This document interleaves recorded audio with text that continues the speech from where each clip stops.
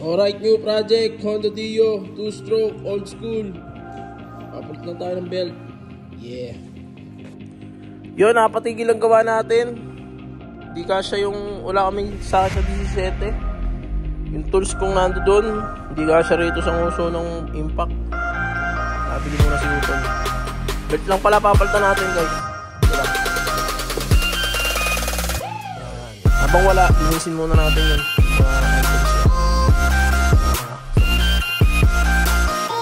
Habang naka-timelapse, shoutout muna tayo.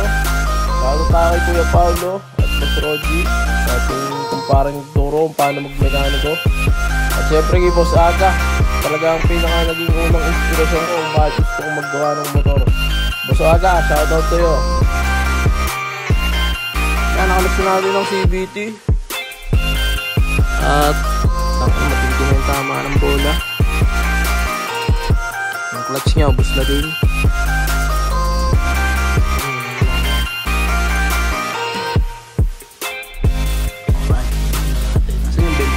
Belt na sira. Lahat yan biyak na.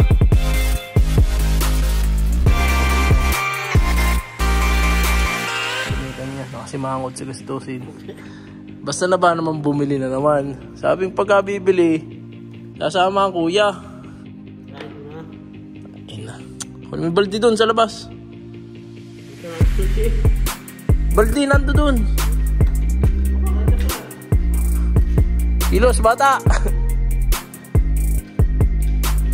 Okay. Suti.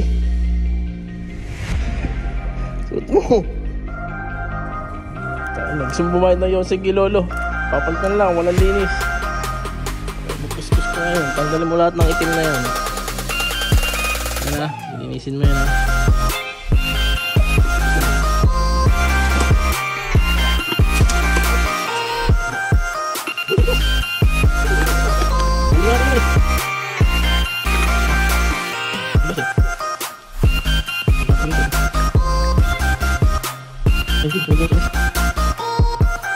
Pareho lang.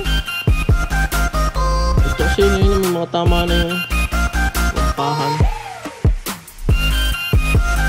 Ito na nga isa. Isa na may tama dito. Ito lang. Sa'yo, apat. Ito na ito. Ganda.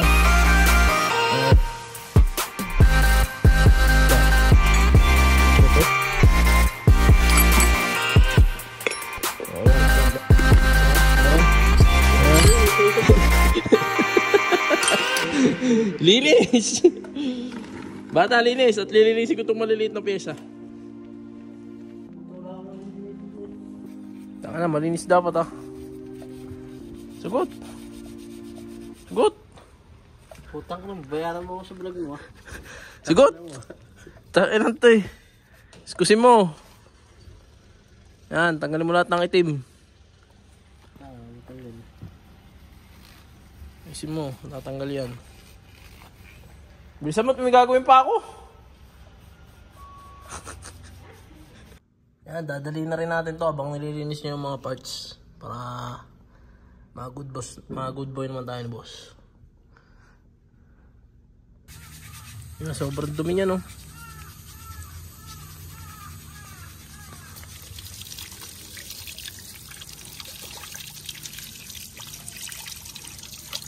Yan, napalabas na natin yung kulay. Kulay silver na. Yung iba talagang kumapit na yung dumi. Pero at least gumaan na yan. Wala na rin yung mga malalagkit dyan. Oha, oha. Kalawang na yung iba dyan eh.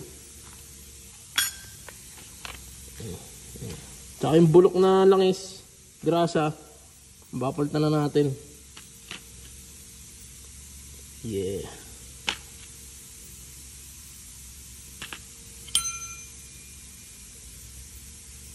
Ano, magre-repack muna tayo. Sito, hanggang ganyan na lang yan. Hindi na rin maalis yung iba eh. Lakas tayong cleaning agent talaga. Buuin na natin to. Baka buuin pa ng iba. Maluwag na. Kanina sobrang higpit niyan. Sa rason yan kung bakit hindi makarangkada si boss. Kahit anong piga. Alright. At yun nga yung pinakita ko sa inyo clutch kanina. Isa na lang yung gumagalaw doon. Yung talwas, takap na. Kaya kung mapapansin nyo yung pinakita kong clutch lining kanina, ubus na ubus na. Tapos yung dalawang kasama niya, hindi pa gaano. Palitin na talaga yung kaso wala namang agad mabibilhan dito sa Japan. Kaya binuo ko muna ng ganun. Under naman siya kahit di gaano pantay yun eh. Yun nga lang, mas maganda kung pantay-pantay. So ayan, binubuo na namin ni boss para makabiyahe na siya ng Uber. At ito nga pala yung mga nilinis ko. Ayun o, medyo pumuti. It's yan, mga sira. Iyon o. Almost done na tayo o. Piniturahan na rin natin ang blue to. Kalawang na kasi. Skabit natin to, try natin kung gagana. Di ko alam kung tama gawa ko eh.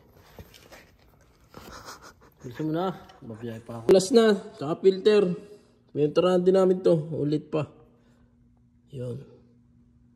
Bumagal lalo, bumagal. Boss. Boss, ano naman, review naman sa motor. Anong kinalabasan ng takbo? Ayos naman. Review na. Ay, dapat mong bayaran yung mga ganung gawa o aapiran na lang.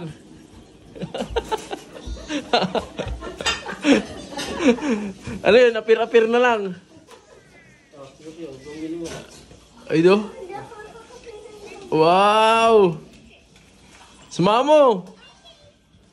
Yun ang bayad mo sa akin, sumama si Yuki.